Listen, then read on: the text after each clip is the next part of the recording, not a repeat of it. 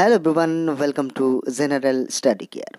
আজ হচ্ছে 9 জানুয়ারি 2024। তো আজকের এই ভিডিওতে 9 তারিখের যে সকল গুরুত্বপূর্ণ কারেন্ট অ্যাফেয়ার্সের প্রশ্নগুলি রয়েছে সেগুলি আলোচনা করব এবং প্রশ্নের সাথে সাথে কিছু এক্সট্রা ইনফরমেশনও দেওয়ার চেষ্টা করব। তো ভিডিওটি ভালো লাগলে লাইক, কমেন্ট এবং শেয়ার করবে। আর চ্যানেলে নতুন হয়ে থাকলে চ্যানেলটিকে অবশ্যই সাবস্ক্রাইব করবে। এছাড়া এই ভিডিও যদি পিডিএফ ফাইল ডাউনলোড করতে চাও তাহলে টেলিগ্রাম গ্রুপ জয়েন করে ডাউনলোড করতে পারো। টেলিগ্রাম গ্রুপের যে লিঙ্ক সেটি ডিসক্রিপশন বক্সে দেওয়া আছে। তাহলে চলো প্রশ্নগুলি আলোচনা করা যাক।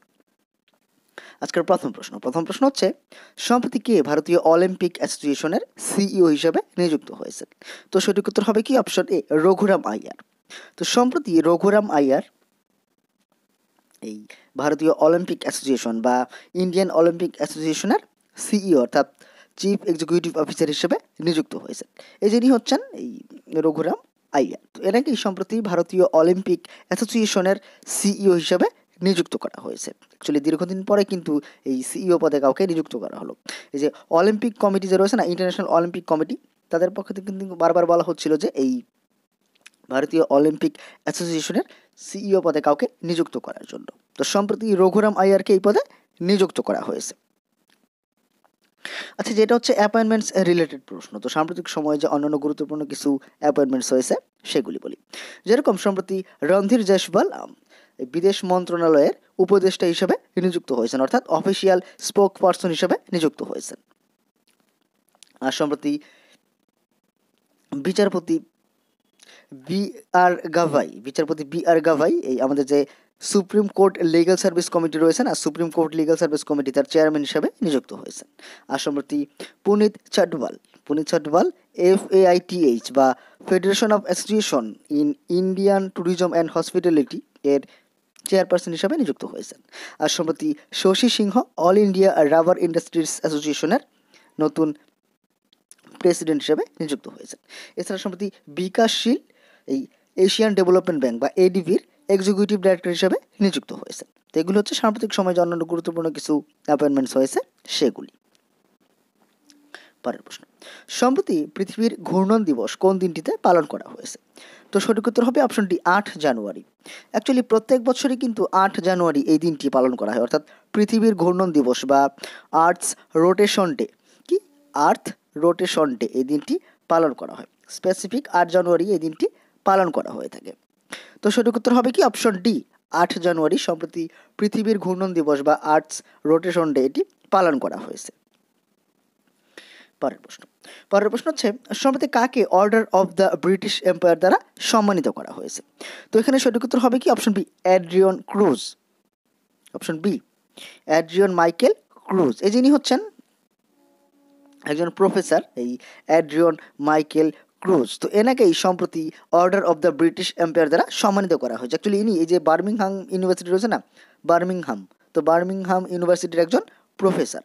তো এনাকে সম্প্রতি order of the British empire এই সম্মানে বা এই পুরস্কারে সম্মানিত করা হয়েছে।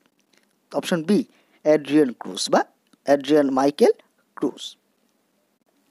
আচ্ছা, সাম্প্রতিক সময়ে যে অন্যান্য গুরুত্বপূর্ণ কিছু অ্যাওয়ার্ড প্রদান করা হয়েছে সেগুলি বলি। যেরকম সম্প্রতি রবীন্দ্রনাথ ঠাকুর সাহিত্য পুরস্কার পেয়েছেন সুকৃতা পাল কুমার। আর সম্প্রতি আমাদের রাষ্ট্রপতি দ্রৌপদী মুর্মু ক্রম্পটন যে কোম্পানি রয়েছে না, ক্রম্পটন, তো এই কোম্পানিকে 2023 সালের এনার্জি কনজারভেশন অ্যাওয়ার্ড প্রদান করেছেন। আর সম্প্রতি একজন মণিপুরী লেখিকা যার নাম হচ্ছে শারুখাইবাম গম্ভিনী, তো এই শারুখাইবাম গম্ভিনী সাহিত্য একাডেমি পুরস্কারের জন্য নির্বাচিত হয়েছেন। আর সম্প্রতি দিলীপ তির্কাকে পিএইচডি সম্মান প্রদান করা হয়েছে শ্রী শ্রী ইউনিভার্সিটির পক্ষ থেকে। আর সম্প্রতি শীর্ষেন্দু মুখোপাধ্যায় বিখ্যাত কুভেম্পু জাতীয় পুরস্কার বা 2023 সালের কুভেম্পু রাষ্ট্রীয় পুরস্কার জয়লাভ করেছেন। পরের প্রশ্ন হচ্ছে, সম্প্রতি কে পুনরায় বাংলাদেশের প্রধানমন্ত্রী হিসাবে নির্বাচিত হয়েছেন? তো সঠিক উত্তর হবে কি অপশন বি, শেখ হাসিনা। তো আমরা জানি সম্প্রতি বাংলাদেশে নির্বাচন অনুষ্ঠিত হয়েছে এবং সেখানে কিন্তু এই যে শেখ হাসিনা পুনরায় বাংলাদেশের প্রধানমন্ত্রী হিসেবে নির্বাচিত হয়েছেন, অর্থাৎ শেখ হাসিনার যে দল আওয়ামী লীগ সেই দলে কিন্তু জয়লাভ করেছে। যদিও এই বিরোধী যারা রয়েছিলেন বিএনপি, তারা কিন্তু ভোট বয়কটে ডাক দিয়েছিল। তো যাই হোক, এই বাংলাদেশের পুনরায় প্রধানমন্ত্রী হিসেবে নির্বাচিত হয়েছেন শেখ হাসিনা এবং পরপর 4বারের জন্য, কতবার?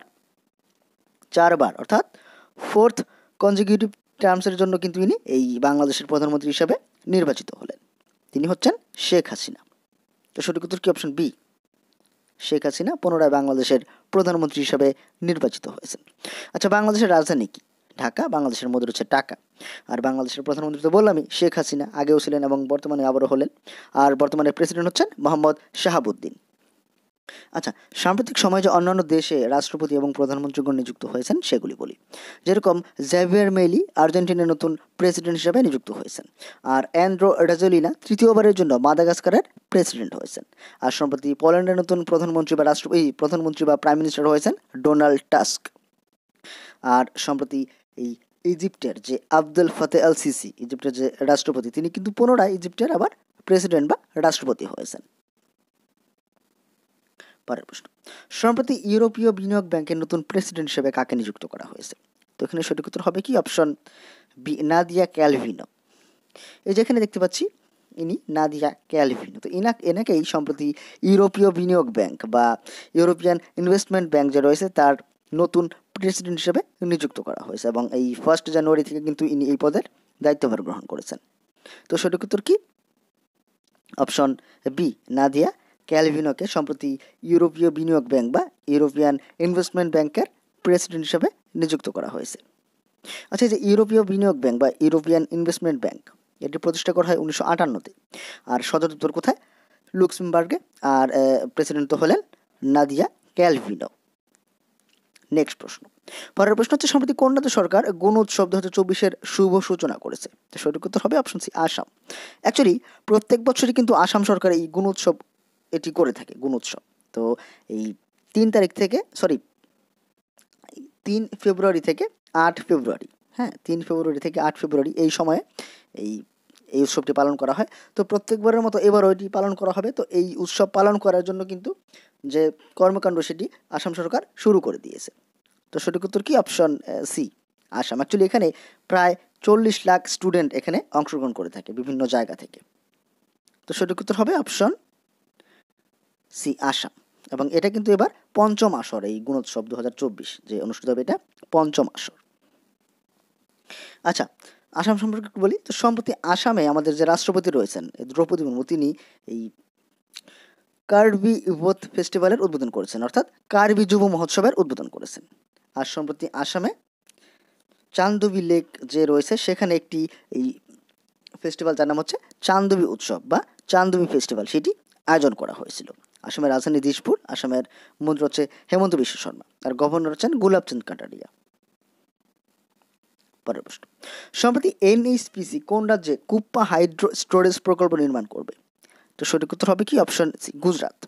অ্যাকচুয়ালি এই যে এনএইচপিসি তারা এই গুজরাতের যে উদয়পুর রয়েছে না, ছোটা উদয়পুর, সেখানে এই কুপ্পা হাইড্রো স্টোরেজ প্রকল্প নির্মাণ করার ঘোষণা দিয়েছে এবং তার জন্য কিন্তু এনএইচপিসি এবং এই গুজরাতের যে গুজরাট পাওয়ার কর্পোরেশন রয়েছে এই দুজনের মধ্যে একটি মৌ অর্থাৎ মেমোরেন্ডাম অফ আন্ডারস্ট্যান্ডিং স্বাক্ষরিত হয়েছে। তো প্রশ্নের সঠিক উত্তর কি অপশন সি, সম্প্রতি এনএইচপিসি এবং গুজরাতের মধ্যে একটি এই চুক্তি স্বাক্ষরিত হয়েছে এই কুপ্পা হাইড্রো স্টোরেজ প্রকল্প গুজরাতে প্রতিষ্ঠা করার জন্য। আচ্ছা, এবার একটু গুজরাট সম্পর্কে বলি। তো সম্প্রতি গুজরাতের যে গরবা নাচ সেটি এই ইউনেস্কোর কালচারাল হেরিটেজ লিস্টে অন্তর্ভুক্ত করা হয়েছে। সম্প্রতি গুজরাতের রাজধানী গান্ধীনগরে লিভেবল সিটিস অফ টুমোরো অর্থাৎ আগামীকালের বাসযোগ্য শহরের নামক একটি এই কনফারেন্স আয়োজন করা হয়েছিল। আর সম্প্রতি গুজরাতের মুখ্যমন্ত্রী ভূপেন্দ্রভাই প্যাটেল সেখানে 20তম নিউরো আপডেট কনফারেন্সের উদ্বোধন করেছেন। আর গুজরাতের যে সুরাত শহর সেখানে বিশ্বের সবচেয়ে বড় অফিস বিল্ডিং উদ্বোধন করা হয়েছে, অর্থাৎ ওয়ার্ল্ড লার্জেস্ট অফিস বিল্ডিংয়ের উদ্বোধন করা হয়েছে। এবং সম্প্রতি গুজরাট দেশের মধ্যে প্রথম এই রুফটপ সোলার সেগমেন্টের দিক দিয়ে। পরের প্রশ্ন হচ্ছে সম্প্রতি কাকে পিউবিটি অ্যাথলেট অফ দ্য ইয়ার হিসেবে ঘোষণা করা হয়েছে? তো সঠিক উত্তর কি অপশন সি, বিরাট কোহলি। ভারতীয় ক্রিকেটার বিরাট কোহলিকে এই এবারের পিউবিটি অ্যাথলেট অফ দ্য ইয়ার হিসেবে ঘোষণা করা হয়েছে। অ্যাকচুয়ালি এই যে বিরাট কোহলি ইনি কিন্তু এই লিওনেল মেসিকে পেছনে ফেলে এই এবারের পিউবিটি অ্যাথলেট অফ দ্য ইয়ার হিসেবে উঠে এসেছেন। তো সঠিক উত্তর অপশন সি, বিরাট কোহলি। পরের প্রশ্ন, সম্প্রতি ভারত ও কোন দেশ হাইড্রোকার্বন সেক্টরে সহযোগিতার জন্য দ্বিপাক্ষিক চুক্তি স্বাক্ষর করেছে? তো সঠিক উত্তর হবে কি অপশন বি, গুয়েনা। তো সম্প্রতি এই দক্ষিণ আমেরিকা মহাদেশের দেশ গুয়েনা, তো ভারত এবং গুয়েনা এই দুটি দেশ হাইড্রোকার্বন সেক্টরে সহযোগিতার জন্য দ্বিপাক্ষিক চুক্তি স্বাক্ষর করেছে। অ্যাকচুয়ালি গুয়েনার যে রাষ্ট্রপতি রয়েছেন না, তার সঙ্গেই কিন্তু মূলত এই চুক্তিটি স্বাক্ষরিত হয়েছে। তো সঠিক উত্তর হবে কি অপশন বি, গুয়েনা। আচ্ছা, গুয়েনার রাজধানী কি? গুয়েনার রাজধানী হচ্ছে জর্জ টাউন। গুয়েনার মুদ্রা হচ্ছে গুয়েনিজ ডলার, আর গুয়েনার প্রেসিডেন্ট বা রাষ্ট্রপতি হচ্ছেন মোহাম্মদ ইরফান আলী। পরের প্রশ্ন, সম্প্রতি NIIFL এর নতুন সিইও হিসেবে কে নিযুক্ত হয়েছে? তো সঠিক উত্তর অপশন এ, সঞ্জীব আগরওয়াল। যিনি হচ্ছেন সঞ্জীব আগরওয়াল, তো এলাকায় সম্প্রতি NIIFL এর নতুন সিইও হিসেবে নিযুক্ত করা হয়েছে। আচ্ছা, যে NIIFL এর পুরো নাম কি? এর পুরো নাম হচ্ছে national investment and infrastructure fund limited. আরেকবার বলি, national investment and infrastructure fund limited. তো সম্প্রতি এর নতুন সিইও বা চিফ এক্সিকিউটিভ অফিসার হলেন সঞ্জীব আগরওয়াল। তো ইনি হচ্ছেন সঞ্জীব আগরওয়াল। এবার গতদিন তোমাদের যে প্রশ্ন করেছিলাম, প্রশ্ন ছিল সম্প্রতি কোন দেশ তুষার চিতাকে তাদের জাতীয় প্রতীক হিসেবে ঘোষণা করেছে? তো সঠিক উত্তর অপশন বি, কিরগিজস্তান। মধ্য এশিয়ার দেশ কিরগিজস্তান সম্প্রতি তুষার চিতাকে জাতীয় প্রতীক হিসেবে ঘোষণা করেছে। এবার আজকের প্রশ্ন, অর্থাৎ তোমাদের জন্য যে প্রশ্ন থাকবে, প্রশ্ন হচ্ছে সম্প্রতি কোন শহর 2023 সালে মহিলাদের জন্য শীর্ষ ভারতীয় শহর হিসেবে আবির্ভূত হয়েছে? তো অবশ্যই তোমরা এই প্রশ্নটির সঠিক উত্তর কমেন্ট বক্সে করবে। তো বন্ধুরা, এই ছিল আজকের ভিডিও, যেখানে 9 তারিখের গুরুত্বপূর্ণ কারেন্ট অ্যাফেয়ার্সের প্রশ্নগুলি আলোচনা করলাম। তো ভিডিওটি কেমন লেগেছে অবশ্যই কমেন্ট করে জানাবে, আর ভিডিওটি ভালো লাগলে লাইক, কমেন্ট এবং শেয়ার করবে। আর চ্যানেল নতুন হয়ে থাকলে চ্যানেলটিকে অবশ্যই সাবস্ক্রাইব করবে। পরের ভিডিওতে অন্যান্য প্রশ্নাবলী নিয়ে হাজির হবো। আজকের ভিডিওটি দেখার জন্য ধন্যবাদ।